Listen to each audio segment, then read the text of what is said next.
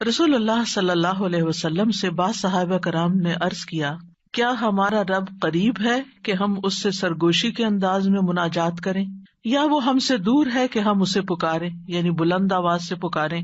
اس سوال کے جواب میں یہ آیت نازل ہوئی، وَإِذَا سَأَلَكَ عِبَادِي عَنِّي فَإِنِّي قَرِيب، اور جب تجھ سے میرے بندے میرے بارے میں پوچھیں تو آپ ان کو بتا دیں کہ میں قریب ہوں۔ اس آیت میں اللہ سبحانہ تعالیٰ نے عبادی کہہ کر اپنے بندوں پر خاص رحمت ظاہر کی ہے، اور پھر اپنے قریب ہونے کا ذکر کر کے دعا کرنے کی ترغیب دی ہے۔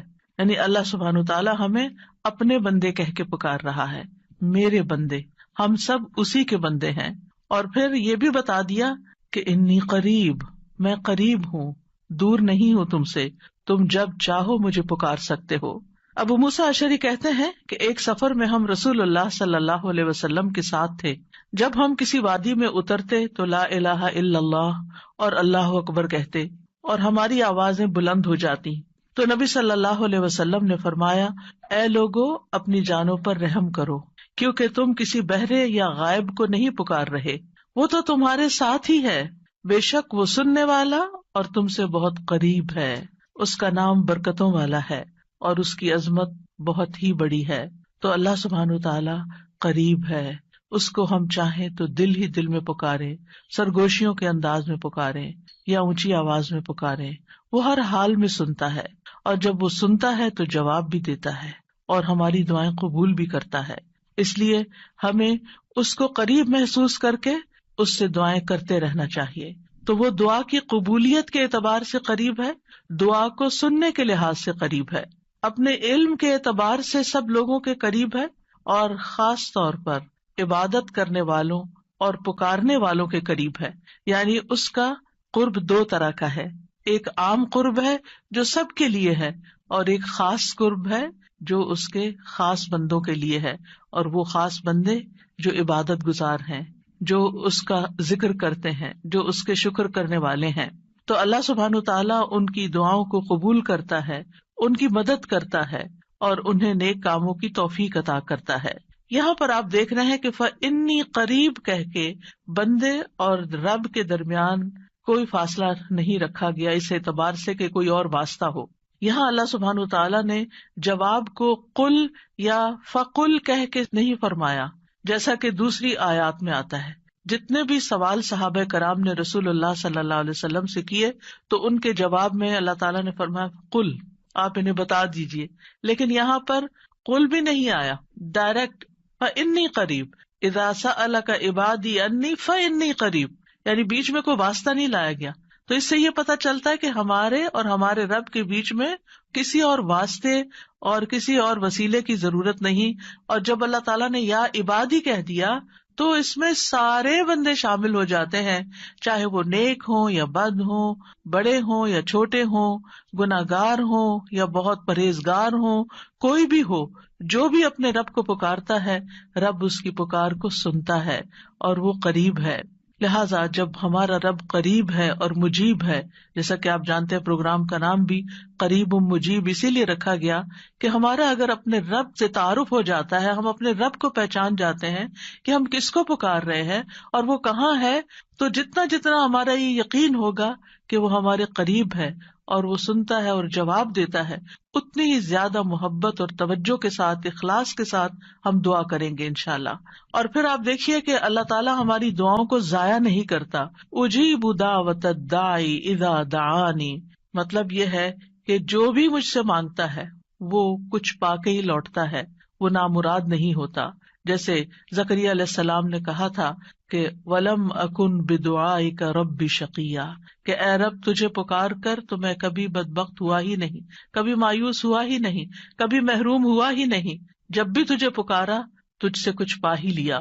تو اس لیے ہر دعا کرنے والے کو یہ یقین ہونا چاہیے کہ ہماری دعا ضرور سنی جائے گی، کیونکہ شیطان انسان کے دل میں یہ وسوسہ ڈالتا ہے کہ تمہاری دعا قبول نہیں ہوگی۔ نہیں بھائی، ہر ایک کی دعا قبول ہوتی ہے اگر وہ صحیح معنوں میں اپنے رب کو پکارتا ہے، وہ دعاؤں کو سنتا ہے اور جواب بھی دیتا ہے۔ ضرورت اس بات کی ہے کہ ہم اپنے دل کو حاضر کر کے اللہ سے مانگیں، اخلاص کے ساتھ مانگیں، اور قبولیت کے جو اوقات ہیں یا جو علامات ہیں ان کو سامنے رکھتے ہوئے مانگیں. اور پھر ساتھ یہ بھی کہا گیا فَلْيَسْتَجِيبُوا لِي وَلْيُؤْمِنُوا بِي لَعَلَّهُمْ يَرْشُدُونَ، کہ انہیں چاہیے کہ وہ بھی میری بات مانیں. یعنی اگر یہ چاہتے ہیں کہ میں ان کی دعائیں قبول کروں تو پھر انہیں بھی چاہیے جب میں انہیں پکارتا ہوں. ایک تو یہ ہے نا کہ ہم اللہ تعالیٰ کو پکارتے ہیں، اور ایک اللہ تعالیٰ بھی ہمیں پکارتے ہیں. یعنی اللہ سبحانہ تعالیٰ کب پکارتے ہیں؟ ہر اذان میں پکار آتی ہے، حی علی الصلاح حی علی الفلاح. تو پھر ہم کیا کرتے ہیں؟ کیا واقعی ہم صلاح کی طرف جاتے ہیں یا نہیں؟ اسی طرح قرآن مجید میں بہت دفعہ یا ایھا الذین آمنوا کہہ کے ہمیں پکارا گیا ہے، اے لوگوں جو ایمان لائے ہو. یا ایھا الناس کہہ کے تمام انسانوں کو پکارا گیا ہے. تو کیا ہم انسان بھی اپنے رب کی پکار کو سنتے ہیں؟ کیا ہم بھی جواب دیتے ہیں؟ کیا ہم بھی اس کی طرف بڑھتے ہیں؟ اور پھر یہ کہ وَلْيُؤْمِنُوا بِي، چاہیے کہ وہ مجھ پر ایمان لائیں، چاہیے کہ وہ میری بات مانیں. لَعَلَّهُمْ يَرْشُدُونَ، شاید کہ وہ سیدھی راہ پا جائیں. رسول اللہ صلی اللہ علیہ وسلم نے فرمایا تم میں سے ہر ایک کی دعا قبول کی جاتی ہے جب تک کہ کوئی گناہ یا قطع رحمی کی دعا نہ کرے، بشرطے کہ جلدی بھی نہ کرے. پوچھا گیا یا رسول اللہ وہ جلدی کیا ہے؟ فرمایا یہ کہ کوئی یوں کہے کہ میں نے دعا کی اور میں نے دعا کی، یعنی دوبارہ کہ میں نے تو کئی بار دعا کی، بہت دعا کی، میری تو دعا قبول نہیں ہوتی، اور اس طرح وہ تھک ہار کر دعا کرنا چھوڑ دے. ایسا نہ کرے بلکہ دعا کرتا رہے، کیونکہ اس کی قبولیت کے مختلف طریقے ہیں. تو اللہ سبحانہ تعالیٰ ہم سے قریب ہے. ایک اور آیت میں آتا ہے سورۃ ہود کی، وَإِلَىٰ ثَمُودَ أَخَاهُمْ صَالِحًا قَالَ يَا قَوْمِ اعْبُدُوا اللَّهَ مَا لَكُم مِّنْ إِلَٰهٍ غَيْرُهُ هُوَ أَنشَأَكُم مِّنَ الْأَرْضِ وَاسْتَعْمَرَكُم فِيهَا فَاسْتَغْفِرُوهُ ثُمَّ تُوبُوا إِلَيْهِ إِنَّ رَبِّي قَرِيبٌ مُّجِيبٌ. اور سمود کی طرف ان کے بھائی صالح کو بھیجا، اس نے کہا اے میری قوم اللہ کی عبادت کرو، اس کے سوا تمہارا کوئی معبود نہیں، اسی نے تمہیں زمین سے پیدا کیا اور تمہیں اس میں آباد کیا، سو اس سے بخشش مانگو، پھر اس کی طرف پلٹ آؤ، یقیناً میرا رب قریب ہے، قبول کرنے والا ہے. ان ربی قریب مجیب. یہاں قوم سمود کی بات کی جا رہی ہے. یہ لوگ مدائن کے علاقے میں رہتے تھے جو تبوک اور مدینہ منورہ کے درمیان واقع تھا. صالح علیہ السلام نے اپنی قوم کو ایک طرف اللہ سبحانہ تعالیٰ کی عبادت کی دعوت دی، توحید کی دعوت دی کہ صرف وہی تمہارا معبود ہے جس نے تمہیں پیدا کیا، جس نے تمہیں زمین میں آباد کیا، لہٰذا تم شرک سے اجتناب کرو، صرف اللہ کی طرف رجوع کرو. کیوں؟ اس لیے کہ وہ بہت قریب ہے، اپنے بندوں کی دعائیں سنتا ہے. تو آپ دیکھیے جو آپ کے قریب ہو اور جو آپ کی بات بھی سنتا ہو، تو کیا آپ نہیں چاہیں گے کہ آپ اس کے قریب ہوں؟ یہاں پر آپ دیکھیے کہ دعا کرنے سے پہلے دو چیزوں کی بات ہے، استغفار اور توبہ کی، کہ اس سے استغفار کرو اور توبہ کرو تو تمہاری دعائیں قبول ہوں گی. توبہ کا مطلب یہ ہے کہ گناہوں سے کنارہ کشی اختیار کرو اور اس بات کا پکا وعدہ کرو کہ آئندہ گناہ نہیں کرو گے. اور استغفار کا مطلب ہوتا ہے بخشش طلب کرنا کہ اللہ ہمیں معاف کر دے، ہمارے گناہوں پہ پردہ ڈال دے. اور توبہ اور استغفار دونوں ہم معنی بھی ہیں. امام ابن قیم کہتے ہیں استغفار میں توبہ شامل ہے اور توبہ میں استغفار شامل ہے، اور جب ان کو الگ الگ بولا جاتا ہے تو پھر اس کا معنی الگ الگ بھی ہوتا ہے. اور اگر یہ دونوں اکٹھے آئیں، یعنی ایک دوسرے کے ساتھ مل کر آئیں، تو استغفار کا مطلب یہ ہوتا ہے کہ زندگی میں جو ہم کر چکے ہیں غلط کام، برائیاں، اللہ تعالیٰ ہمیں ان کے شر سے محفوظ رکھے. اور توبہ کا مطلب یہ ہے کہ ہم آئندہ گناہ میں پڑنے کے شر سے آپ کی مدد چاہتے ہیں، حفاظت چاہتے ہیں. اور توبہ اس پختہ ارادہ کو بھی کہتے ہیں کہ دوبارہ گناہ نہیں کریں گے، آئندہ یہ نہیں کریں گے. تو ان ربی قریب مجیب، میرا رب یقیناً قریب ہے، مجیب ہے. اور یہاں قریب قرب سے شفقت اور اکرام کے معنوں میں، یعنی رب بہت شفیق اور مہربان ہے، بہت کریم ہے. اور اس کا اپوزٹ ہوتا ہے بعید، دور. اور بہت کا لفظ سختی کے لیے بولا جاتا ہے کہ وہ جو شفیق نہ ہو، سخت ہو، کرخت ہو، اور پھر یہ کہ کچھ نہ دے. تو ایسا نہیں ہے ہمارا رب. ہمارا رب قریب ہے، مہربان ہے، اور اس کے ساتھ ساتھ یہ کہ وہ اپنے بندوں کا اکرام کرتا ہے اور انہیں سیدھے رستے پر چلاتا ہے، ان کی رہنمائی کرتا ہے، ان کی ضروریات پوری کرتا ہے، ان کی حفاظت کرتا ہے، ان کو مدد دیتا ہے، ان کی مشکلات دور کرتا ہے. لہٰذا ہمیں اپنے رب کو قریب پاتے ہوئے، اور قربت کا ایک احساس ہوتا ہے. قریب ہونے کا مطلب یہ نہیں کہ اللہ سبحانہ تعالیٰ کسی نعوذ باللہ فزیکل فارم میں ہمارے ساتھ بیٹھے ہوئے ہیں یا ہمارے دل میں بیٹھے ہوئے ہیں، یہ مطلب نہیں ہے قریب کا. قربت ایک احساس کا نام ہے. آپ نے دیکھا ہوگا بہت سے لوگ دور ہوتے ہوئے آپ کے دل کے قریب ہوتے ہیں، اور کئی لوگ آپ کے ساتھ رہتے ہوئے، آپ کے ساتھ بیٹھے ہوئے، آپ کے ساتھ زندگی گزارتے ہوئے بھی آپ سے دور ہوتے ہیں. تو اللہ سبحانہ وتعالی کا قرب محسوس کرنے کی چیز ہے، اس طرح کہ وہ سنتا ہے. اللہ سبحانہ وتعالی سنتا ہے، السمیع ہے، اللہ تعالیٰ دیکھتا ہے، البصیر ہے، اللطیف ہے، الخبیر ہے، اور ہمارے دلوں کے راز بھی جانتا ہے. تو اس سے بڑھ کے قریب کون ہوگا، جو شہرک سے بھی زیادہ قریب ہے، اور جو ہمارے دل میں خیال اٹھ کر جو ہمارے دماغ تک جاتا ہے اس سے پہلے کہ دماغ تک جائے وہ بیچ میں حائل ہوتا ہے، اور وہ جان لیتا ہے کہ بندہ کیا سوچ رہا ہے. نہ صرف یہ کہ وہ یہ جانتا ہے کہ اس وقت کیا کر رہے ہیں ہم، وہ یہ بھی جانتا ہے ہم پاسٹ میں کیا کر چکے ہیں، اور وہ یہ بھی جانتا ہے کہ ہم فیوچر میں کیا کچھ کرنے والے ہیں. کوئی اور ہے ایسا جو اتنا زیادہ ہمیں جانتا ہو؟ کیا وہ ہماری ضروریات کو نہیں جانتا ہوگا؟ کیا وہ ہمارے دکھ کو نہیں جانتا؟ کیا وہ ہماری پریشانیوں کو نہیں جانتا؟ کیا وہ ہماری زندگی کے مقاصد کو نہیں جانتا؟ کیا وہ ہماری کوششوں کو نہیں جانتا؟ کیا وہ ہماری عبادتوں کو نہیں جانتا؟ وہ خوب جانتا ہے، وہ سب کچھ جانتا ہے. تو جو جانتا ہے اس سے مانگے بنسبت اس کے کہ جو جانتا بھی نہیں ہے، اور ہم اس سے توقعات لگا کے بیٹھے رہے کہ یہ ہمارے لیے کچھ کریں گے. عام طور پر ہم جب کسی مشکل کا شکار ہوتے ہیں تو پھر بندوں کی طرف دیکھتے ہیں، نہیں، جو اپنے رب کو قریب پاتے ہیں وہ اپنے رب ہی کی طرف دیکھتے ہیں اور رب ہی کی طرف پلٹ پلٹ کر جاتے ہیں. اور تابا یتوبو کا مطلب پلٹ پلٹ کر جانا بھی ہے، کہ واپس پلٹتے ہیں کہ اللہ تعالیٰ اگر ہماری کسی بات سے آپ ناراض ہو گئے ہیں یا ہم سے خفا ہیں تو ہم تیری ہی طرف پلٹتے ہیں. اعوذ بک منک، تجھ سے ڈر کے پھر تیرے ہی پاس پناہ لیتے ہیں، اپنے گناہوں کے شر سے بچنے کے لیے، اپنی سیئات سے بچنے کے لیے. تو اس لیے تھرو آؤٹ جو ہمارا انشاءاللہ پروگرام ہوگا اس میں آپ یہ 2 لفظ بس پکے کر لیں، وہ قریب ہے، وہ مجیب ہے، وہ بہت قریب ہے، اور وہ جواب بھی دیتا ہے، وہ دعائیں قبول بھی کرتا ہے. اس لیے اس رمضان میں خوب خوب دعائیں کرنی ہے. اور ویسے بھی آپ دیکھیں کہ دعا افضل ترین عبادت ہے. الدعاء مخ العبادہ، عبادت کا جوہر ہے، عبادت کی ٹاپ پر ہے. تو رمضان کا مہینہ عبادت کے لیے، لہٰذا اس عبادت میں دعاؤں کا ایک خاص حصہ ہونا چاہیے. دعا ہے کیا؟ دعا کا لفظ عربی زبان میں دال عین واو سے مل کر بنا ہے. دعا یدعو دعاء و دعوتن، یہ 2 مصدر ہیں اس سے. اور دعا کا لفظی معنی ہوتا ہے کسی کو آواز اور کلام کے ساتھ مائل کرنا، پکارنا، یعنی آواز بھی دینا، اس سے بات بھی کرنا، اور اس کو اپنی طرف متوجہ کرنا. ایک ہوتا کسی سے بات کرنا لیکن اس میں مقصد یہ نہیں ہوتا کہ میری طرف متوجہ ہو. مثلا میں آپ سے بات کر رہی ہوں اس وقت، تو مجھے آپ سے یہ ایکسپیکٹیشن نہیں کہ آپ میری طرف متوجہ ہو کہ میری کوئی مدد کریں. لیکن دعا میں جب انسان پکارتا ہے تو اس کا مطلب ہوتا ہے کہ دوسرا متوجہ ہو اور جس مقصد کے لیے اس کو پکارا جا رہا ہے وہ مقصد بھی پورا ہو جائے. عربی میں کہتے ہیں دعوت اللہ، میں نے اللہ کو پکارا، یعنی میں نے سوال کرتے ہوئے، اللہ تعالیٰ کی طرف عاجزی کرتے ہوئے، جو خیر ہے اس کے پاس اس میں رغبت رکھی اور اس رغبت کو طلب کرنے کے لیے اس کو پکارا، یعنی اس رغبت کے ساتھ اس کو پکارا. قرآن مجید میں دعا کا لفظ مختلف معنوں میں استعمال ہوا ہے. نمبر 1، دعا بمانا ندا، آواز دینے کے معنوں میں. دعا کا مطلب کیا؟ آواز دینا. جیسے سورۃ آل عمران میں آتا ہے فَقُلْ تَعَالَوْا نَدْعُ أَبْنَاءَنَا وَأَبْنَاءَكُمْ وَنِسَاءَنَا وَنِسَاءَكُمْ وَأَنفُسَنَا وَأَنفُسَكُمْ.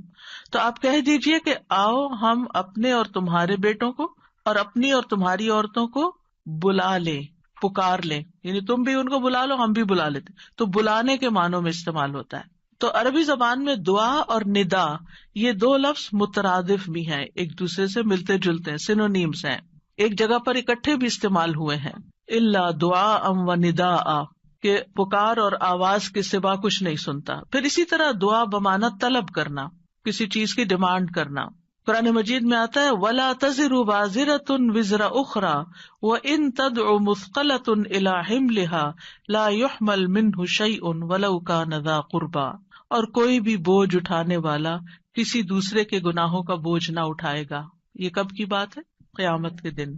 اور کوئی بوجھ سے لدا ہوا شخص اپنا بوجھ اٹھانے کے لیے کسی کو بلائے گا، اس کو پکارے گا، وَإِن تَدْعُ، تو وہ اس میں سے کچھ بھی نہیں اٹھا سکے گا، کوئی مدد نہیں کرے گا قیامت کے دن، اگرچہ وہ قریبی رشتے دار ہی کیوں نہ ہو۔ تو کسی کو مدد کے لیے بلانا، آؤ میرا سامان اٹھاؤ، میرا بوجھ اٹھاؤ، اس کے لیے بھی لفظ دعا جس میں ایک طلب پائی جاتی ہے استعمال ہوتا ہے۔ اسی طرح دعا کا لفظ بمعنی قول، بات کے بھی استعمال ہوتا ہے۔ قرآن مجید میں آتا ہے فما کان دعواہم اذ جاءہم بأسنا الا ان قالوا انا كنا ظالمین، جب ان کے پاس ہمارا عذاب آیا تو ان کا قول اس کے سوا کچھ نہ تھا کہ وہ کہنے لگے بے شک ہم ہی ظالم تھے۔ تو یہاں پر قول یا بات کے معنوں میں آیا ہے۔ پھر اسی طرح دعا کا لفظ عبادت کے معنوں میں بھی آتا ہے۔ سورۃ کہف میں نوجوانوں کا جو قصہ آتا ہے جس میں وہ اب ایمان کو بچانے کے لیے غار کی طرف جا رہے تھے، تو اللہ تعالیٰ نے ان کے بارے میں فرمایا وَرَبَطْنَا عَلَىٰ قُلُوبِهِمْ إِذْ قَامُوا فَقَالُوا رَبُّنَا رَبُّ السَّمَاوَاتِ وَالْأَرْضِ لَن نَّدْعُوَ مِن دُونِهِ إِلَٰهًا لَقَدْ قُلْنَا إِذًا شَطَطًا، اور ہم نے ان کے دلوں کو مضبوط کر دیا جب وہ اٹھ کھڑے ہوئے تو کہنے لگے ہمارا رب تو آسمانوں اور زمین کا رب ہے، ہم ہرگز اس کے سوا کسی الہ کو نہیں پکاریں گے، یعنی اس کی عبادت نہیں کریں گے، اور اگر ہم ایسا کریں تو یقیناً ہم نے ناانصافی کی بات کی۔ تو دعا بمعنی عبادت۔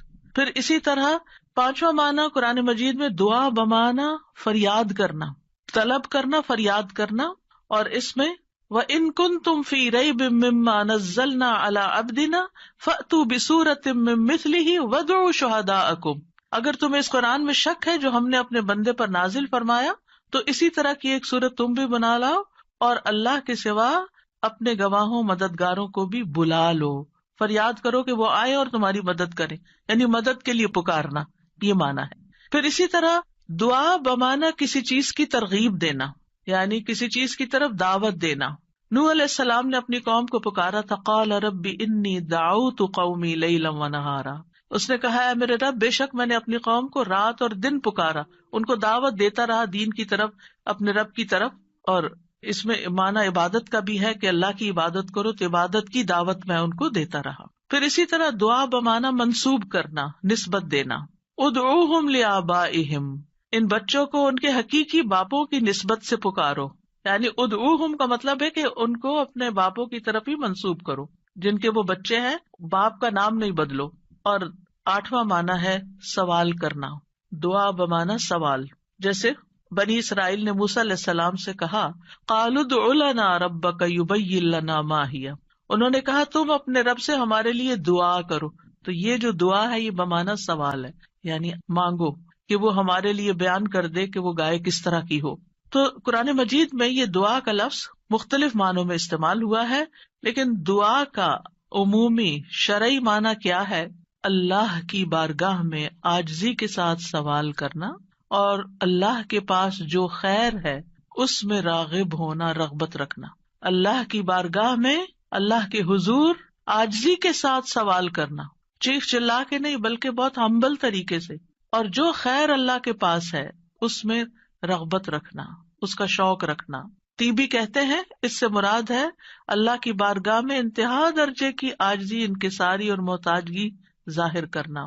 جیسے موسیٰ علیہ السلام نے دعا کیا کی تھی، رب انی لما انزلت الی من خیر فقیر، اپنے فقر، اپنی محتاجی، اپنی ضرورت کا اظہار کیا تھا، انی لما انزلت الی من خیر فقیر۔ امام ابن قیم کہتے ہیں اس سے مراد ہے ایسی چیز کو طلب کرنا جو دعا کرنے والے کو فائدہ دے، یعنی فائدے کی چیز حاصل کرنے کے لیے سوال کرنا، اور ایسی چیز کو دور کرنے کے لیے طلب رکھنا جو اس کو نقصان دیتی ہو۔ تو پھر دو طرح سے دعا کرتا ہے انسان، کچھ فائدے کی چیزیں مانگتا ہے اور کچھ نقصان والی چیزوں کو دور کرنے کے لیے اللہ سے درخواست کرتا ہے۔ ہماری شریعت میں دعا کی دو بڑی اقسام ہیں، ایک ہے دعائے عبادت اور ایک ہے دعائے مسئلہ۔ دعائے عبادت کیا ہے؟ اس سے مراد ہے کہ انسان اللہ سے ثواب کی امید رکھتے ہوئے، اس کے عذاب سے ڈرتے ہوئے اس کی عبادت کرے، اس میں سوال نہیں ہے۔ تو عربی میں دعا بمعنی عبادت بھی استعمال ہوتا ہے، آتا نا وقال ربکم ادعونی استجب لکم ان الذین یستکبرون عن عبادتی سیدخلون جہنم داخرین. اس میں دعا کے دونوں معنی آ گئے. اور تمہارے رب نے فرمایا کہ مجھ سے دعا کرو میں تمہاری دعا قبول کروں گا. یہ تو سوال ہو گیا. اور دوسرا، بے شک وہ لوگ جو میری عبادت سے تکبر کرتے ہیں عنقریب و ذلیل و خوار ہو کر جہنم میں داخل ہوں گے. تو یہاں عبادت کا معنی بھی آ گیا عبادت کے لفظ کے ساتھ، یعنی دعا ایک طرح سے عبادت ہے. تو دعائے عبادت کیا ہے کہ انسان اللہ سے ثواب کی امید رکھتے ہوئے، اس کے عذاب سے ڈرتے ہوئے اللہ کی عبادت کرے، جیسے نماز پڑھے، روزہ رکھے، قرآن کی قرأت کرے، تسبیح کرے، صدقہ کرے، اللہ کی طرف لوگوں کو دعوت دے، تعلیم کا کام کرے. تو انسان ان میں سے جو بھی عبادت کا کام کرے گا وہ دراصل اللہ کی طرف راغب ہوگا، کیونکہ دعا میں رغبت پائی جاتی ہے. اور جو شخص مثلا نماز پڑھتا ہے تو گویا وہ زبان حال سے دعا کر رہا ہوتا ہے، اللہ سے بخشش مانگ رہا ہوتا ہے کہ اللہ تعالیٰ ہمارے اوپر رحم کیجیے، ہم نے جو گناہ کیے ہیں آپ ان کو معاف کر دیجیے. کیونکہ نماز بذات خود کیا کرتی ہے؟ بلاؤں کو ٹالتی ہے، گناہوں کو معاف کرنے کا ذریعہ ہے. ٹھیک ہے. اچھا، صدقہ کیا کرتا ہے؟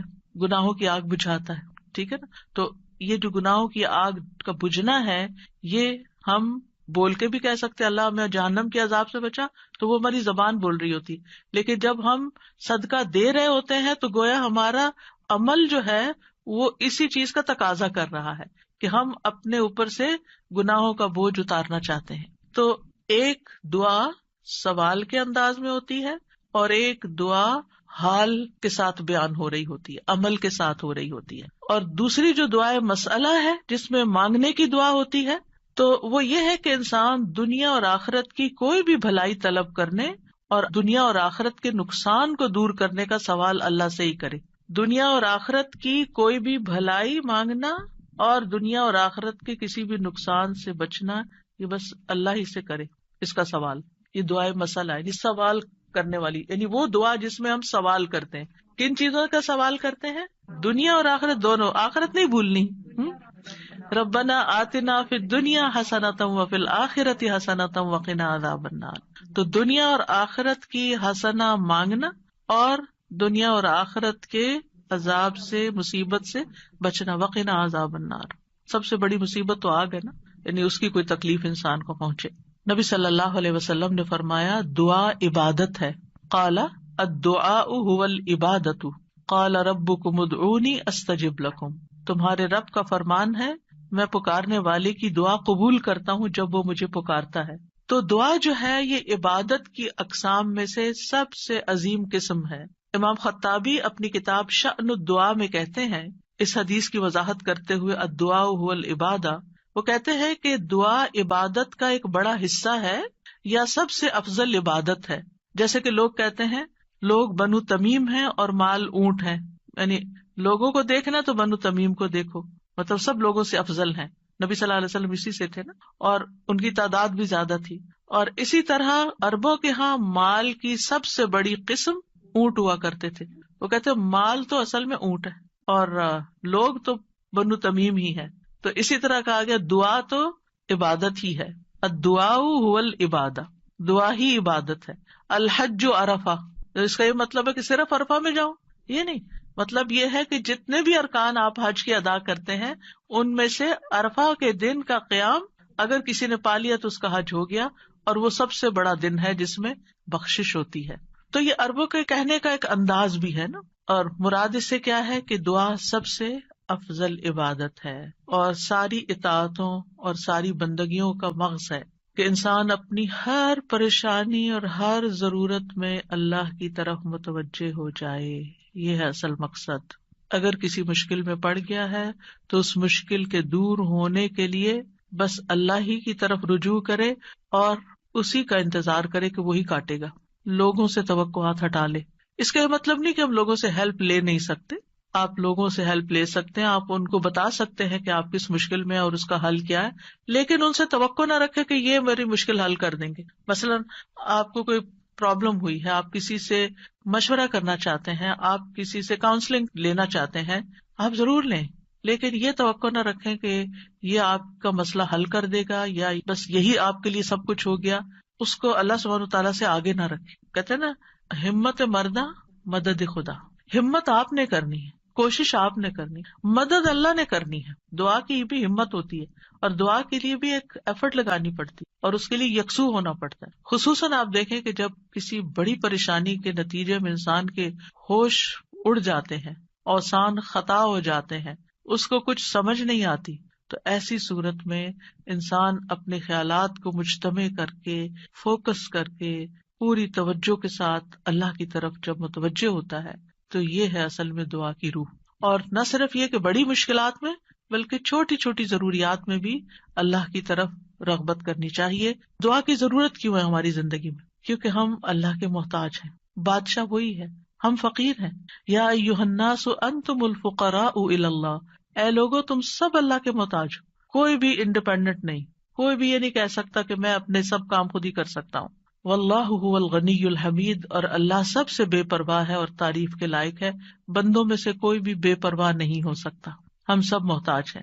دوسری بات، اللہ سارے خزانوں کا مالک ہے. وَإِن مِّن شَيْءٍ إِلَّا عِندَنَا خَزَائِنُهُ، کوئی چیز ایسی نہیں، وَإِن مِّن شَيْءٍ إِلَّا عِندَنَا خَزَائِنُهُ، کہ جس کے خزانے ہمارے پاس نہ ہوں. آپ کوئی چیز آرڈر کرنا چاہتے ہیں تو پتہ چلتا ہے وہ تو ہے ہی نہیں، ختم ہو گئی، اسٹاک ختم، آؤٹ آف اسٹاک. بڑی سے بڑی کمپنی، بڑے سے بڑے ریسورسز رکھنے والے انسانوں سے جب آپ مانگتے ہیں تو آپ دیکھیں کیا ہوتا ہے کہ انسان بعض اوقات وہ اوپر جا کے اتنی نیچے گرتے ہیں کہ پائی پائی کے محتاج ہو جاتے ہیں. ایسی مثالیں آپ نے بھی دیکھی ہوں گی، سنی بھی ہوں گی کہ کہاں ان کے پاس بہت کچھ تھا اور کہاں وہ زیرو پہ آ گئے. اللہ تعالیٰ ایسا نہیں ہے، ہمیشہ سے ہے اس کے پاس اور ہمیشہ رہے گا. ساری مخلوق اگر کسی میدان میں جمع ہو کر سب کچھ مانگے تو بھی اللہ تعالیٰ کے خزانوں میں اتنی کمی نہیں آتی جتنی ایک سوئی کو سمندر میں ڈبو کے نکالا جائے تو پانی جو سوئی کے ساتھ لگتا ہے اتنی بھی کمی نہیں ہوتی. وہ جتنا چاہے خرچ کرتا رہے، جتنا چاہے وہ بندوں کو دیتا رہے، پھر بھی اس کے ہاتھ بھرے رہتے ہیں، ان میں کوئی کمی نہیں ہوتی. ایک اور آیت میں آتا ہے سورۃ المنافقون میں، وَلِلَّهِ خَزَائِنُ السَّمَاوَاتِ وَالْأَرْضِ، آسمانوں اور زمین کے خزانے اللہ کے پاس ہیں. پھر کیا کرنا چاہیے؟ اس کے پاس جانا چاہیے جس کے پاس کوئی خزانہ نہیں ہے، اس کے پاس جو سارے خزانوں کا مالک. مشکل یہ ہے کہ ہمارے مانگنے میں کمی ہوتی ہے، دیر ہوتی ہے. وہ سب کچھ دے سکتا ہے، سب کچھ ہے اس کے پاس، یو نیم اٹ.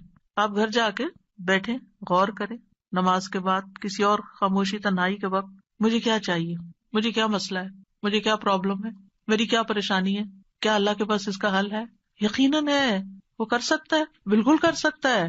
پر مجھے کیا کرنا چاہیے؟ اسی سے مانگنا چاہیے، اس سے گڑ گڑا کے مانگنا چاہیے، اس سے اپنی محتاجی اور اپنی بیچارگی کا اظہار کر کے مانگنا چاہیے.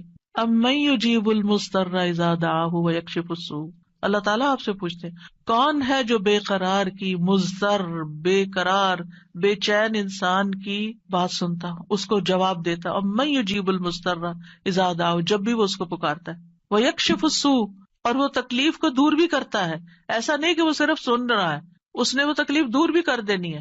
اور آپ کہیں گے بس اتنی سی بات تھی، میں اس کو اتنا پہاڑ بنائے ہوئی تھی، اپنی زندگی کا بہت بڑا مسئلہ بنائے ہوئی تھی، اور اللہ تعالیٰ کے لیے بس اتنی سی بات تھی. میرے مانگنے میں کمی تھی، اس کے پاس نہیں کمی. ہماری دعا میں کمی ہے، ہمارے اخلاص میں کمی ہے، اس کے دینے میں کمی نہیں ہے. اس طرح پکارا کریں نا کہ اللہ تعالیٰ آپ تو دے کر کسی کمی کا شکار نہیں ہوتے، لیکن میری کمی پوری ہو جائے گی. پھر آپ دیکھیں ہر بھلائی دینے اور ہر تکلیف دور کرنے پہ قادر ہے. سورۃ الانعام میں آتا ہے وَإِن يَمْسَسْكَ اللَّهُ بِضُرٍّ فَلَا كَاشِفَ لَهُ إِلَّا هُوَ وَإِن يَمْسَسْكَ بِخَيْرٍ فَهُوَ عَلَى كُلِّ شَيْءٍ قَدِيرٌ، اگر اللہ تجھے کوئی تکلیف پہنچائے تو اس کے سوا کوئی دور کرنے والا نہیں، اور اگر وہ تجھے کوئی بھلائی پہنچائے تو وہ ہر چیز پر پوری طرح قادر ہے. وہ سب کچھ کر سکتا ہے، وہ قادر ہے. نہ آپ کی کوئی خیر اور بھلائی کو لے جا سکتا ہے، کیونکہ عام طور پہ ہم وہم کا شکار رہتے ہیں کہ اگر میری اس نعمت کا کسی کو پتہ چل گیا تو پھر کیا ہوگا، شاید وہ نظر ہی لگ جائے اور نعمت چھن ہی جائے. ہر وقت اس وہم کا شکار رہنا دراصل اپنے آپ کو ٹارچر کرنا ہے. نہیں، وَإِن يَمْسَسْكَ بِخَيْرٍ، اگر اللہ نے آپ کو کوئی خیر دی ہے، فَهُوَ عَلَى كُلِّ شَيْءٍ قَدِيرٌ، وہ ہر چیز پہ قادر ہے، وہ آئندہ بھی دیے رکھے گا. اس نے اس لیے تھوڑی دی ہے کہ بس ایک بندہ کوئی دیکھے اس چیز کو اور بس وہ واپس لے لے، وہ ایسا نہیں کرتا. ایک روایت میں آتا ہے کہ ایک شخص نے رسول اللہ صلی اللہ علیہ وسلم سے پوچھا، اے اللہ کے رسول، آپ کن چیزوں کی دعوت دیتے ہیں؟ یعنی آپ کی دعوت کیا ہے، آپ کیا بتاتے ہیں لوگوں کو، آپ کیا سکھاتے ہیں؟ آپ نے فرمایا، میں اس اللہ کی طرف دعوت دیتا ہوں جو اکیلا ہے، وہ اللہ کہ جب تم پر کوئی مصیبت آتی ہے اور تم اسے پکارتے ہو تو وہ تم سے تمہاری مصیبت دور کر دیتا ہے. یہ ہے اللہ کا تعارف. جب آپ کے بچے آپ سے پوچھیں اللہ کون ہے تو آپ کیا بتاتے ہیں؟ یہ بڑے بڑے لفظ بولتے ہیں نا. یہ دیکھیں یہاں پر کیا بولا گیا، اتنے سمپل. آپ بچے کو کہہ سکتے ہیں اللہ وہ ہے جو تمہیں کھانا دیتا ہے، اللہ وہ ہے جو تمہیں فلاں چیز دیتا ہے، تمہیں ماما بابا دیے ہیں. جو جو بچے کی ضرورت ہوتی ہے ایج کے حساب سے، آپ اس اعتبار سے بچے کو اللہ کا تعارف کرا سکتے ہیں ان چیزوں کے ساتھ جو نظر آتی ہیں اور جو اس کی پسند کی ہیں کہ وہ ہے اللہ. پھر آپ نے فرمایا کون ہے اللہ، کہ جب تم کسی بیابان اور جنگل میں راستہ بھول جاؤ اور تم اس سے دعا کرو تو وہ تمہیں واپس پہنچا دیتا ہے. اور صرف جنگل بیابان نہیں، اب تو خیر GPS وغیرہ کی سہولت موجود ہے، اس کے باوجود بھول جاتے ہیں نا، اس کے باوجود غلط ٹرن لے لیتے ہیں، کبھی پہلے اور کبھی بعد میں. GPS فریز ہو جاتے ہیں، نیٹ چلا جاتا ہے، روڈ میپ ختم ہو جاتا ہے، کئی مسائل ہیں. تو کبھی بھی راستہ بھولیں تو ہم پہلی بات یہ سوچیں کہ اللہ سے دعا کرتے ہیں اللہ راستہ دکھا دے. راستہ بھولنے پر مجھے کبھی ٹینشن نہیں، میں ہمیشہ سوچتی ہوں اللہ پہنچا دے گا، ہو جائے گا، کوئی مسئلہ نہیں. اللہ کے تو علم ہے نا. میں تو کہتی ہوں کہ آپ کو پتا ہے نا کہاں ہے، بس وہاں لے جائیں. ہمیں نہیں پتا، آپ کو تو پتا ہے نا. تو جب آپ اللہ سے مانگتے ہیں، کبھی لاڈ پیار سے، کبھی اس کی کسی صفت کا واسطہ دے کر، کبھی اپنی عاجزی محتاجی ظاہر کر کے، تو وہ ضرور سنتا ہے. پھر فرمایا وہ ذات کہ جب تم قحط سالی میں مبتلا ہوتے ہو اور تم اس سے دعا کرتے ہو تو وہ تم پر پیداوار ظاہر کر دیتا ہے، یعنی تمہاری پیداوار اگا دیتا ہے زمین سے. یہ ہے اللہ، یہ اللہ کا تعارف. پھر آپ دیکھیے کہ ہم کیوں اللہ سے مانگے، کیونکہ زمین و آسمان کی ساری مخلوق اللہ ہی سے مانگتی ہے، تو ہم کیوں نہ مانگے. آپ غور کیجئے ذرا اس بات پر، یسألہ من فی السماوات والارض کل یوم ھو فی شأن، اسی سے مانگتا ہے جو کوئی آسمانوں اور زمین میں ہے، ہر دن وہ ایک نئی شان میں ہے، اسی سے مانگ رہا ہے. ہر کوئی جو آسمانوں اور زمین میں ہے، ہر کوئی. کون کون ہے آسمانوں اور زمین میں؟ آسمانوں میں فرشتے ہیں جن کو ہم جانتے ہیں، زمین پر انسان اور جنات ہیں، اس کے علاوہ جو اور مخلوقات ہیں، وہ ساری مخلوق اللہ سے مانگ رہی ہے. اگر ساری مخلوق اللہ سے مانگتے اور ہم کسی اور سے مانگنا شروع کر دیں، غیر اللہ سے مانگیں، تو کتنی حماقت والی بات ہے نا. اللہ نے عقل اسی لیے دی تھی کہ ہم اللہ ہی کو نہ پہچانے. تو اللہ سبحانہ و تعالیٰ سے سوال کرنے کے اعتبار سے 4 طرح کے لوگ ہیں. امام ابن تیمیہ کہتے ہیں پس تمام آسمانوں اور زمین کے لوگ اللہ سے سوال کرتے ہیں تو ان کے 4 درجات بن جاتے ہیں. پہلی قسم، کچھ وہ لوگ ہوتے ہیں جو نہ ہی اللہ کی عبادت کرتے ہیں نہ ہی اس سے مدد طلب کرتے ہیں، حالانکہ اللہ نے ان کو پیدا کیا، ان کو رزق دیا، ان کو عافیت دی. تو یہ کون ہے؟ نہ اللہ کی عبادت نہ ہی اس سے دعا، کچھ بھی نہیں، کوئی تعلق نہیں. دوسری قسم کے وہ لوگ ہوتے ہیں جو اللہ سے مدد طلب کرتے ہیں تو وہ ان کی مدد کر دیتا ہے، لیکن وہ اللہ کی عبادت نہیں کرتے، عبادت نہیں کرتے. ہاں جب کوئی مسئلہ پیش آتا ہے تو پھر کیا کرتے ہیں؟ پھر دعا کر لیتے ہیں. ایسے لوگ آپ نے دیکھے ہوں گے، نماز نہیں، روزہ نہیں، صدقہ خیرات کچھ نہیں، ہاں کوئی مشکل پیش آئے تو پھر اللہ سے دعا کرتے ہیں. تیسری قسم کے کچھ وہ لوگ ہوتے ہیں جو اللہ کی عبادت اور اطاعت طلب کرتے ہیں لیکن نہ ہی اس سے مدد مانگتے نہ اس پہ توکل کرتے. نماز روزہ کر لیں گے، دعا نہیں کرتے، کہتے ہیں اللہ کو پتہ ہی ہے نا کیا چاہیے، اب مانگنا کس لیے. نہیں، اللہ تعالیٰ خود فرماتے وقال ربکم ادعونی، تمہارا رب کہتا ہے مجھ سے دعا کرو، تو کیوں نہ دعا کریں، ہمیں دعا کرنی ہے. چوتھی قسم کے وہ لوگ ہوتے ہیں جو اللہ کی عبادت بھی کرتے ہیں اور اس سے دعا بھی کرتے ہیں، اس سے مدد بھی طلب کرتے ہیں. تو اللہ تعالیٰ اپنی عبادت اور اطاعت پر ان کی مدد کرتا ہے، جیسے ہم کہتے ہیں ربی اعنی علی ذکرک و شکرک و حسن عبادتک، تو اللہ تعالیٰ مدد بھی فرماتا ہے. اب ہم اپنے آپ کو دیکھیں کہ ہم کون سی کیٹیگری میں فال کرتے ہیں، ہم کہاں ہیں. کیا ہم ان لوگوں میں ہیں جو عبادت بھی کرتے ہیں اور دعا بھی کرتے ہیں، تو یہ ٹاپ کلاس کے لوگ ہیں، اور باقی اللہ تعالیٰ کے حق میں کبھی کوتاہی کرتے ہیں. تو ہمیں دعا کرتے رہنا چاہیے، اللہ تعالیٰ کو پکارتے رہنا چاہیے، ہر ضرورت میں، ہر مقصد میں، ہر پریشانی میں، ہر دکھ میں، ہر بیماری میں، ہر موقع پر، ہر چیز کے لیے، چھوٹی سے چھوٹی چیز کے لیے، بڑی سے بڑی چیز کے لیے اللہ ہی سے مانگنا چاہیے، کیونکہ وہ دے کر احسان نہیں جتاتا، وہ دے کر شرمندہ نہیں کرتا، وہ دے کر ہم سے واپس نہیں مانگتا، وہ بغیر شرط کے دیتا ہے، غیر مشروط دیتا ہے. وَإِذَا سَأَلَكَ عِبَادِي عَنِّي فَإِنِّي قَرِيبٌ أُجِيبُ دَعْوَةَ الدَّاعِ إِذَا دَعَانِ فَلْيَسْتَجِيبُوا لِي وَلْيُؤْمِنُوا بِي لَعَلَّهُمْ يَرْشُدُونَ. تو ہمیں مانگتے رہنا چاہیے کیونکہ وہ قریب ہے، وہ مجیب ہے. اللہ سبحانہ وتعالیٰ اپنے بندوں کو خود فرماتا ہے کہ اللہ سے اس کے فضل کا سوال کرو، یہ اللہ کا حکم ہے. سورۃ النساء میں آتا ہے وَاسْأَلُوا اللَّهَ مِن فَضْلِهِ، اور اللہ سے اس کے فضل کو مانگو کہ اللہ اپنا فضل فرما. فضل کیا ہوتا ہے؟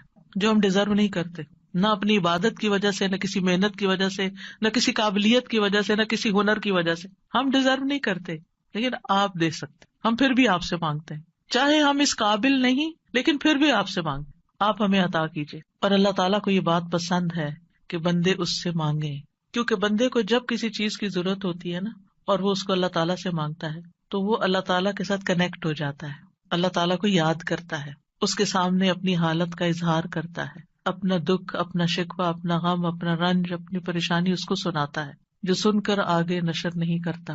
جب ہم بندوں کے سامنے اپنی کسی پریشانی کا ذکر کر دیتے ہیں تو بعض اوقات کیا کرتے ہیں، وہ آگے بیان کر دیتے ہیں اور یوں آپ کے راز کھل جاتے ہیں.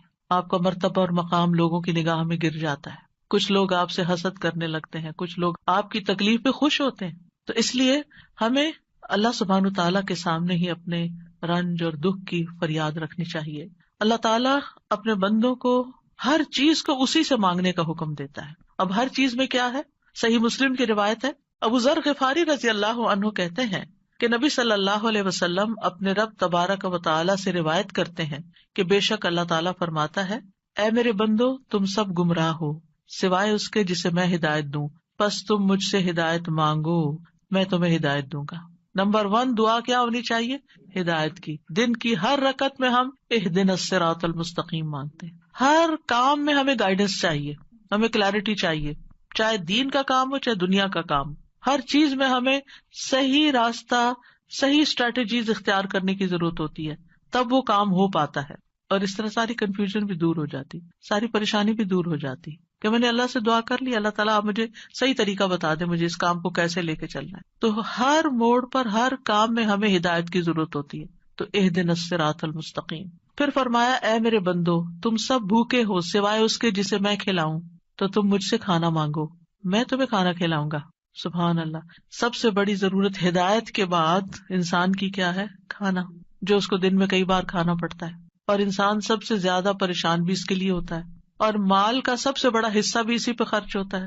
یعنی دن میں اگر آپ دیکھیں تو آپ ہر روز اپنا لباس نہیں خریدتے، ہر روز آپ اپنی ٹوائلٹریز نہیں خریدتے، ہر روز اپنی اور چیزیں نہیں خریدتے، برتن نہیں خریدتے، کٹلری، جیولری، یہ سب روز تھوڑی خریدا جاتا ہے. لیکن کھانا تو ڈیلی چاہیے، کھانا تو ڈیلی کنزیوم کرنا ہے، تو اس سے مانگو. اور خاص طور پر اگر کچھ خاص کھانے کو دل چاہتا ہے وہ بھی اس سے مانگو. نیوٹریشیس چاہیے، ہولسم چاہیے، صحت مند چاہیے، کیونکہ ساری بیماریاں ہی کھانے سے پیدا ہوتی ہیں. یعنی کھانا مانگو، صرف یہ نہیں کہ ہے نہیں، بلکہ اچھا کھانا مانگو تو اللہ تعالیٰ کھلائے گا. اے میرے بندو تم سب برہنہ ہو سوائے اس کے جسے میں لباس پہناؤں، تو تم مجھ سے لباس مانگو میں تمہیں لباس پہناؤں گا. بعض اوقات انسان کو کوئی خاص چیز پہننے کو دل چاہتا ہے، مانگے اللہ سے، اللہ دے گا. اے میرے بندو تم سب دن رات گناہ کرتے ہو اور میں سارے گناہوں کو بخش دیتا ہوں، تم مجھ سے بخشش مانگو میں تمہیں بخش دوں گا. کیوں اپنے اوپر بوجھ لیے پھرتے ہو؟ کتنے گناہ کر لیے، بہت لیٹ کر دیا، پتہ نہیں اب میری معافی ہوگی یا نہیں، اب میں کیا کروں؟ وہ معاف کر دے گا، مانگ کر تو دیکھو. اے میرے بندو اگر تمہارے اولین و آخرین اور جن و انس ایک صاف چٹیل میدان میں کھڑے ہو کر مجھ سے مانگنے لگیں، اور میں ہر ایک کو جو مجھ سے مانگ رہا ہے وہ سب کچھ دے دوں جو وہ مانگ رہا ہے، تو میرے خزانوں میں کوئی کمی نہیں ہوگی مگر جتنی سمندر میں سوئی ڈال کر نکالنے سے کمی آتی، کچھ کمی نہیں. مانگو، اس کا تو کچھ نہیں بگڑتا، اس کا تو کچھ کم نہیں ہوتا. نبی صلی اللہ علیہ وسلم نے بھی اللہ سے مانگنے کا حکم دیا ہے. عبداللہ بن عباس کہتے ہیں ایک دن وہ رسول اللہ صلی اللہ علیہ وسلم کے پیچھے سوار تھے تو رسول اللہ صلی اللہ علیہ وسلم نے ان سے فرمایا، اے لڑکے میں تجھے چند کلمات سکھا رہا ہوں، احفظ اللہ یحفظک، تم اللہ کے احکام کی حفاظت کرو اللہ تمہاری حفاظت کرے گا. احفظ اللہ تجدہ تجاہک، اللہ کی حفاظت کرو یعنی اللہ تعالیٰ کے احکامات کی، تم اسے اپنے سامنے پاؤ گے، قریب پاؤ گے. اذا سألت فاسأل اللہ، جب تمہیں مانگنا ہو اللہ سے مانگو، جب تمہیں مانگنا ہو، کچھ بھی مانگنا ہو. وَإِذَا اسْتَعَنْتَ فَاسْتَعِنْ بِاللَّهِ، اور جب مدد چاہیے اللہ سے مدد مانگو، کسی بھی طرح کی مدد. یعنی مدد صرف مالی مدد نہیں ہوتی، یا مدد صرف ان چیزوں کی نہیں ہوتی اوپر جن چیزوں کا ذکر ہوا ہے. مدد تو ہمیں ہر کام میں چاہیے. ہم کون سی لائن اختیار کریں، کون سا پیشہ اختیار کریں، کون سی جاب لیں، کون سی نہ لیں، کیا کریں کیا نہ کریں، فلان جگہ جانا ہے جائیں یا نہ جائیں، ہر معاملے میں اور یہ جو ہمیں استخارہ سکھا دیا گیا تو یہ بھی تو یہی ہے. اور اس استخارے میں بھی آپ دیکھیے اذا سألک عبادی انی فانی قریب اجیب دعوت الداعی اذا دعانی، اس میں بھی آپ دیکھیں بیچ میں واسطہ نہیں رہا نا. تو ہم کسی سے نہیں کہہ سکتے آپ میرا استخارہ کریں، آپ اپنے لیے خود ہی خیر مانگے. آپ صلی اللہ علیہ وسلم نے عبداللہ بن عباس سے کہا جان رکھو اگر ساری دنیا مل کر بھی تمہیں نفع پہنچانا چاہے تو تمہیں نفع نہیں پہنچا سکتی سوائے اس کے جو اللہ نے تمہارے لیے لکھ دیا، اور اگر وہ سارے مل کر تمہیں کوئی نقصان دینا چاہیں نقصان نہیں دے سکتے سوائے اس کے جو اللہ نے تمہارے لیے لکھ دیا. کتنا بڑا توکل سکھاتی ہے یہ بات. کتنی فکریں پریشانیاں دل سے اور دماغ سے بالکل آف لوڈ ہو جاتی، کچھ نہیں ہوتا، کوئی کچھ نہیں بگاڑ سکتا. ہم ڈرتے رہتے ہیں نا، کبھی فیوچر سے ڈرتے ہیں، کبھی لوگوں سے ڈرتے ہیں، کبھی کسی بیماری سے ڈرتے ہیں، کبھی بھوک فقر و فاقہ سے ڈرتے ہیں، کبھی اپنے اولاد کے بارے میں ڈر رہے ہوتے ہیں، فکر کر رہے ہوتے ہیں ان کا کیا بنے گا، ان کے ایمان کا کیا ہوگا، ان کے کھانے پینے کا کیا ہوگا، ان کے رہنے کا کیا. یہی فکریں تو ہیں ہماری جن میں ہم ڈوبے رہتے ہیں. اللہ نے ہمیں صرف ان فکروں کے لیے تھوڑی بھیجا ہے، ہمیں تو اللہ نے اپنی عبادت کے لیے بھیجا تھا. اللہ نے ہمیں بڑے کام کرنے کے لیے بھیجا، ہم نے اپنے آپ کو چھوٹی چھوٹی چیزوں میں الجھا کر بیمار کر لیا اور انہی کے اندر ہی گھومتے رہے اور انہی کی فکر کرتے رہے اور انہی کے بوجھ تلے دبے رہے. جبکہ ہمیں تو کنتم خیر امت اخرجت للناس، تم بہترین امت ہو، تمہیں تو انسانیت کے لیے پیدا کیا گیا تھا، تمہیں تو اوروں کے لیے پیدا کیا گیا تھا کہ تم خود بھی ہدایت پر اور انہیں بھی اللہ کی طرف بلاؤ. اور تم صرف اپنی ہی ذات میں کھو گئے اور صرف اپنے ہی غم لے کر بیٹھ گئے اور صرف اپنی ہی پریشانیوں میں دن رات رہے.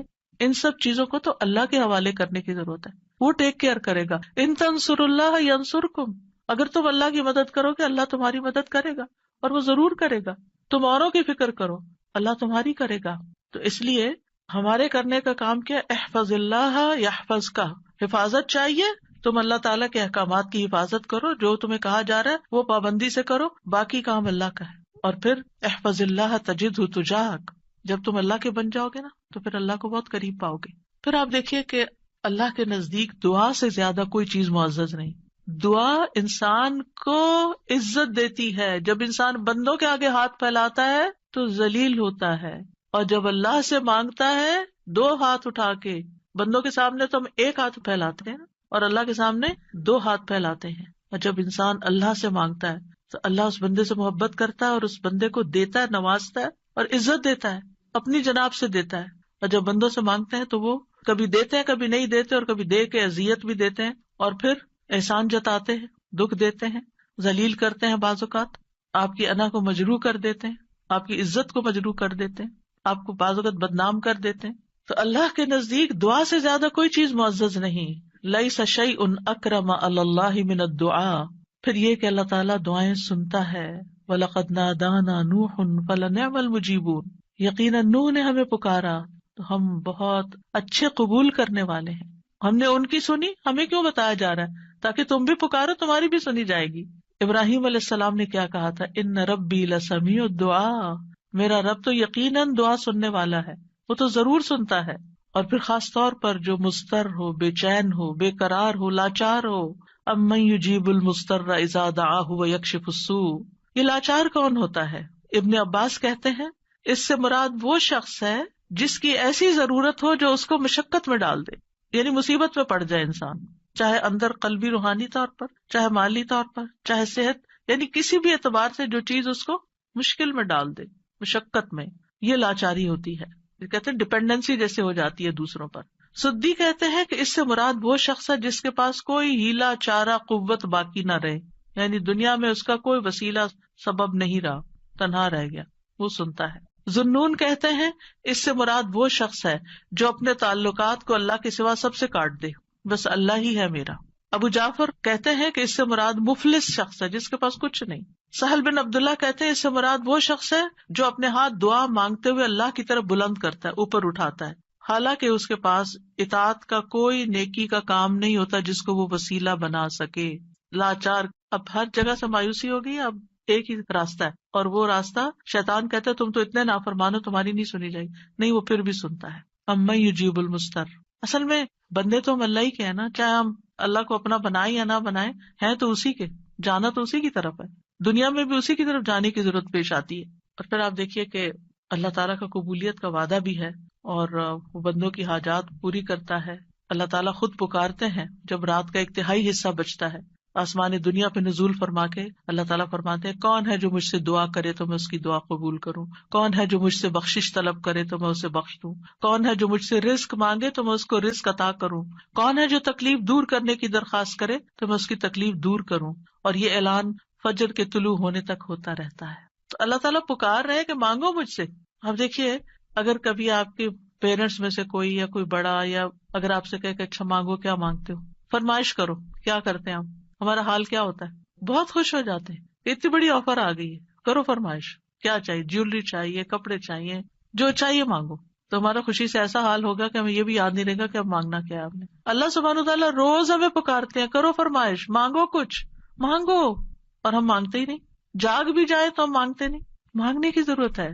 اب دیکھیے کہ دنیا کے بادشاہ جب کوئی سوالی آتا ہے، کوئی بیگر آتا ہے، وہ دروازے بند کر دیتے ہیں۔ جو انسان 2 سے 3 دفعہ آپ سے کچھ مانگ چکا ہو، جب آپ اس کو دیکھتے ہیں تو وہ موڑ کے چل دیتے ہیں، یہ پھر آ گیا ہے، پھر کچھ مانگے گا۔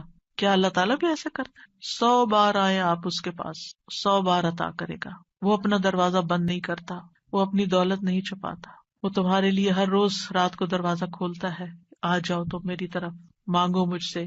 امام ابن قیم کہتے ہیں اللہ جس کے ساتھ خیر کا ارادہ کرتا ہے اس کے لیے ذلت کا، عاجزی کا، اللہ کی بارگاہ میں پناہ پکڑنے اور محتاجی ظاہر کرنے کا دروازہ کھول دیتا ہے، یعنی اس کو دعا مانگنا آ جاتا ہے۔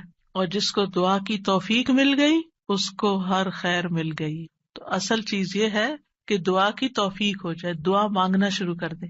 آپ دیکھیں کہ اس نیت سے بھی یہ پروگرام رکھا گیا تھا کہ ہم روز دعا کے بارے میں کچھ سنیں، پھر دعا کے مطلب کو سمجھیں، دعا دعا دعا کرتے رہے تاکہ ہمیں دعا مانگنا آ جائے۔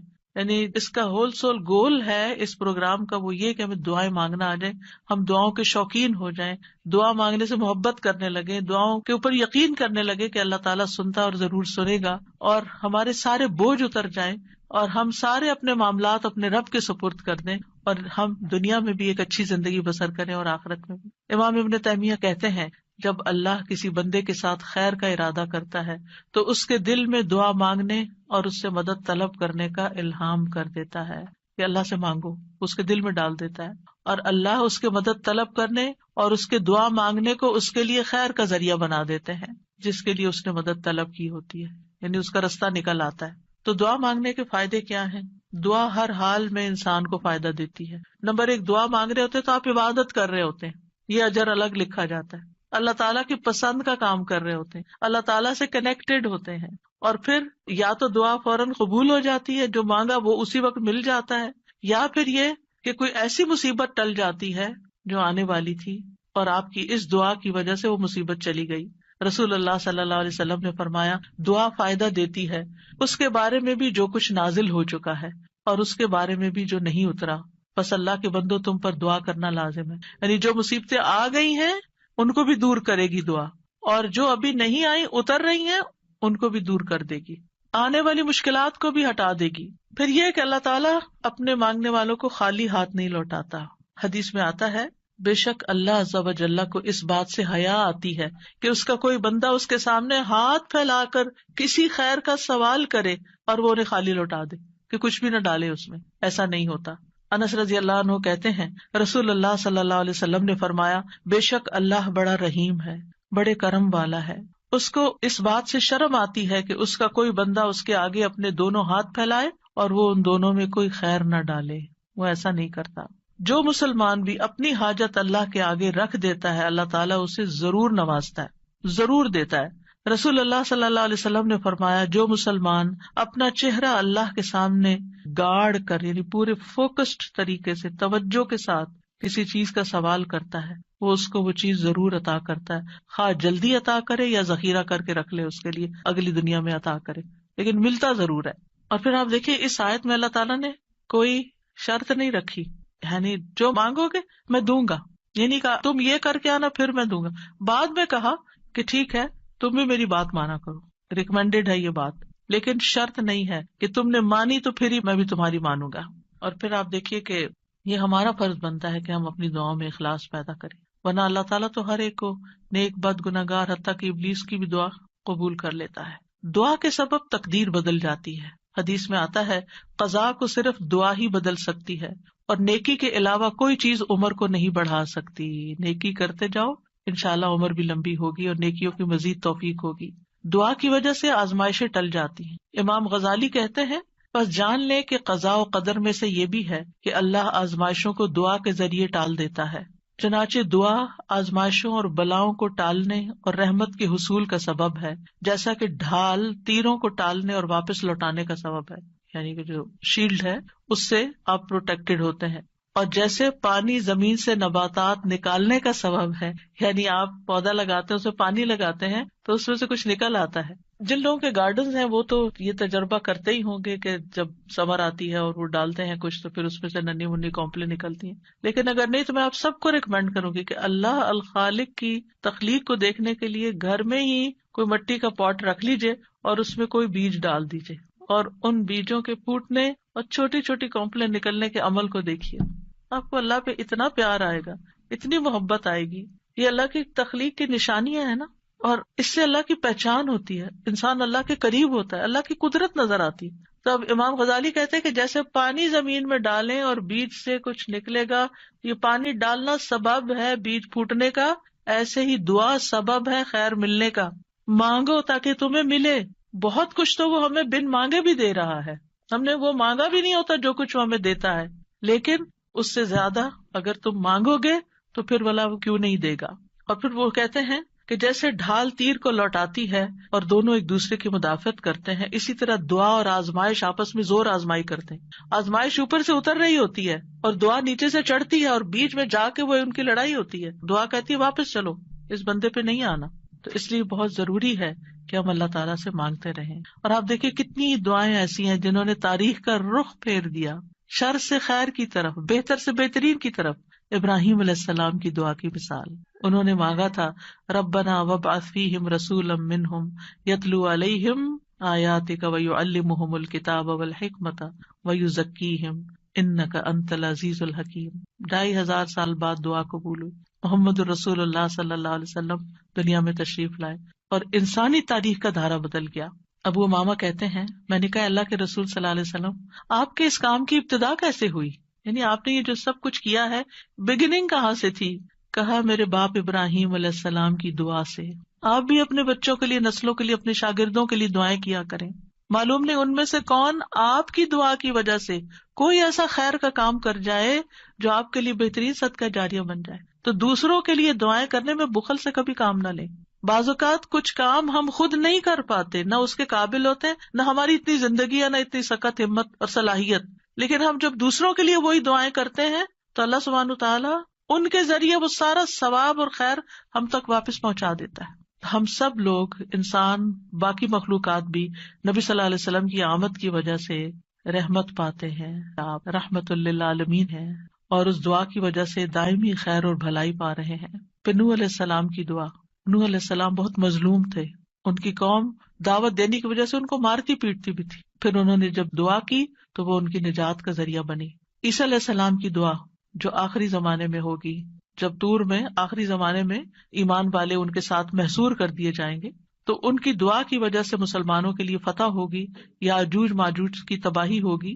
ابن قیم کہتے ہیں مصیبت کو ٹالنے میں اور اپنا مقصد حاصل کرنے میں دعا قوی ترین اسباب میں سے ایک سبب ہے. یہ تمام دوائیوں سے زیادہ مفید ہے. دعا ساری دوائیوں سے زیادہ مفید ہے. یہ آزمائشوں کی دشمن ہے. دعا آزمائشوں کی دشمن ہے. یہ آزمائشوں کو دور دھکیلتی ہے، ان سے زور آزمائی کرتی ہے، ان کو واقع ہونے سے روکتی ہے، جو واقع ہو چکی ہوں ان کو ختم کرتی ہے، ان کو ہلکا کر دیتی ہے، اور یہ مومن کا ہتھیار ہے. یعنی اگر دعا آزمائش سے زیادہ طاقتور ہو تو آزمائش ختم ہو جاتی ہے. یعنی بعض اوقات ہم کہتے ہیں آزمائش نہیں ختم ہو رہی کیونکہ ہماری دعا ابھی کمزور ہے، اس کو اور اسٹرانگ کریں. اگر آزمائش سے کمزور ہو تو آزمائش کبھی ہو جاتی ہے، اور وہ دونوں ایک دوسرے کا مقابلہ بھی کرتی ہیں، ایک دوسرے کے ساتھ جھگڑا کرتی ہیں. پھر یہ ہے کہ دعا ساری خیر اور بھلائی لے آتی ہے، جامع الخیر ہے. دعاؤں کے سبب بیماریاں دور ہوتی ہیں. امام ابن تیمیہ کہتے ہیں بہت سے مریض ایسے ہیں جو بغیر دوا کے صرف دعا کی وجہ سے یا دم یا دل کی مضبوطی کے ساتھ اور اچھے توکل کے ساتھ شفا پا لیتے ہیں، دوا کے بغیر ہی ٹھیک ہو جاتے ہیں. دعا سے ہم و غم دور ہوتا ہے، ڈپریشن دور ہوتا ہے. اور خاص طور پر وہ جو غم کی دعا ہے نا وہ پڑھنی چاہیے. اللہم انی اعوذ بک من الہم والحزن. پریشانیاں دور ہوتی ہیں انسان کو دعا کی وجہ سے. وہاں سے رزق ملتا ہے جہاں سے انسان سوچ بھی نہیں سکتا, اس کا گمان بھی نہیں ہوتا. اللہ تعالیٰ کی ناراضگی دور ہوتی ہے, اور جو آدمی اللہ سے نہیں مانگتا اللہ اس سے ناراض ہوتا ہے. دعا سے بندے کو غیر اللہ کی محبت اور غلامی سے آزادی ملتی ہے, اللہ تعالیٰ کا قرب ملتا ہے, اور انسان کو مناجات کی لذت ملتی ہے. جب انسان اپنے رب سے باتیں کرتا ہے نا تو اس کی ایک اور ہی خوشی ہوتی ہے, اور انسان کو پھر وہ چیز ملنے سے زیادہ وہ دعا کرنے میں اور سرگوشیاں کرنے میں اور اللہ سے باتیں کرنے میں مزہ آنے لگتا ہے, گویا اس کو سب کچھ مل گیا. سلف صالحین اس بات کو بہت پسند کرتے تھے. ان میں سے ایک کہتے ہیں مجھے اللہ کی بارگاہ میں حاجت ہوتی ہے تو میں اس سے وہ حاجت مانگتا ہوں تو اللہ میرے لیے اپنے ساتھ مناجات کرنے, اپنی معرفت اور اپنے لیے عاجزی کرنے اور اس کے سامنے خوشامد کا دروازہ کھول دیتا ہے. تو ان چیزوں کے ہوتے ہوئے میں یہ پسند کرنے لگتا ہوں کہ اللہ تعالیٰ میری دعا پوری کرنے کو ڈیلے کر دے, مؤخر کر دے, تاکہ میں یہ دعا کرنے کا لطف اٹھاتا رہوں. تو اللہ سبحانہ تعالیٰ سے دعا ہے کہ اللہ تعالیٰ ہمیں دعا کا معنی اور مفہوم سمجھنے کی توفیق عطا فرمائے اور ہمیں اس کی اہمیت کا احساس دلا دے, اور ہم واقعی اس طرح دعا مانگے جیسے دعا مانگنی چاہیے. اللہ تعالیٰ ہمیں آئندہ رمضان میں اور اس کے علاوہ بھی اس دعا کی عبادت سے فائدہ اٹھانے کی توفیق دے کہ ہم اپنے رب کے بن جائیں اور ہمارا رب ہم پر رحم فرما دے. السلام علیکم. اتنا خوبصورت لیکچر. میں سوچ رہی تھی کہ جیسے آپ نے کہا نا قریب اور مجیب, تو جب آپ نے کہا نا قریب تو میں سوچتی کہ ارسپیکٹو آف کہ ہماری دعا قبول ہو یا نہ ہو, جو ایک سینس آف کلوزنس اللہ سبحانہ تعالیٰ کے ساتھ فیل ہوتی ہے, دیٹ از ریئلی گریٹ. بالکل.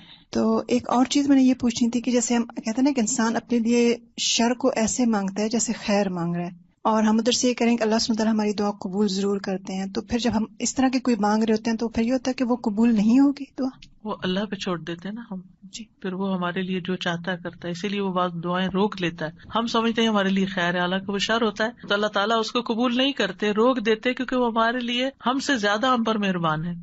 ایک اور جیسے حضرت زکریا نے اسنادا ربہ نداء خفیہ, تو وہ جو ندا ہے انہوں نے تو اللہ سے وہ مانگ رہے تھے نا چپکے سرگوشیاں, تو وہ پھر دل ہی دل میں, تو وہ پھر ندا وہ دعا کے سینس میں آئے گی, کیونکہ دعا میں اپنی ڈیفینیشن بتائی نا کہ ہم اللہ سے مانگ رہے ہوتے ہیں. جی, مناجات ان کو کہتے ہیں بیسیکلی, جو دل میں باتیں کرتے ہیں نا, سرگوشیاں کرتے ہیں اللہ تعالیٰ سے چپکے لوگوں کے بعض اوقات بیچ میں ہوتے ہوئے, بعض اوقات تنہائی میں, تو یہ بھی دعا کی ایک قسم ہی ہے مناجات جو ہے. استاذہ آج کا لیکچر ایسا تھا جیسے ذہن سازی ہو گئی ہے دعا کے لیے, ہم تیار ہو گئے رمضان کے لیے, کیونکہ ہر انسان کے ساتھ جیسے شیطان اور نفس لگا ہوتا ہے, تو ایسا لگ رہا ہے سارے بادل چھٹ گئے ہیں اور ہمارا جو ہے وہ ذہن تیار ہو گیا ہے دعا کے لیے. تو جو ڈاؤٹس ہوتے ہیں یا جو وسوسے ہوتے ہیں وہ سارے ہٹ گئے, اور میرے خیال میں ساری امت کو جو بھی سن رہا ہے اس کو بہت فائدہ ہوگا, جس سے کہ پورے رمضان جو ہم دعا مانگیں گے اس میں اب ہمارے خدشات نہیں ہوں گے. اور ایک سوال یہ ہے یقین سے, اور ایک سوال یہ ہے کہ دعا میں ہم کس چیز کا واسطہ دے سکتے ہیں, جیسے بعض لوگ نیک اعمال کا. جزاک اللہ خیر. آج یہ بات آپ نے شیئر کی نا کہ وہ اپنی دولت نہیں چھپاتا, یہ اتنا اچھا لگا کیونکہ ہر شخص اپنی دولت چھپا کے رکھتا ہے اور دوسرے کو شیئر نہیں کرنا چاہتا, نہ اس کے اکاؤنٹس نہ اس کی کچھ چیز. لیکن اللہ تعالیٰ کی ہر چیز ہمارے سامنے کھلی ہے, لیکن ہماری دیکھے کنجوسی کے ہمارے ہاتھ بھی جو ہے وہ نہیں آگے بڑھتے بھلانے کے لیے, اور ہم اس طرح مانگتے بھی نہیں, اور نہ ہم اللہ تعالیٰ کی وسعت کو پہچانتے ہیں. تو جزاکم اللہ خیر, آج جو آپ نے جس طرح بیان کیا اس سے اللہ تعالیٰ کی وسعت, اللہ کی بڑائی, اور اتنی بڑائی اور عظمت کے باوجود ہم اللہ تعالیٰ کو کتنے قریب پا سکتے ہیں اپنے. جزاک اللہ خیر. وآخر دعوانا الحمد للہ رب العالمین. سبحانک اللہم و بحمدک, اشہد ان لا الہ الا انت, استغفرک و اتوب الیک. السلام علیکم و رحمۃ اللہ وبرکاتہ.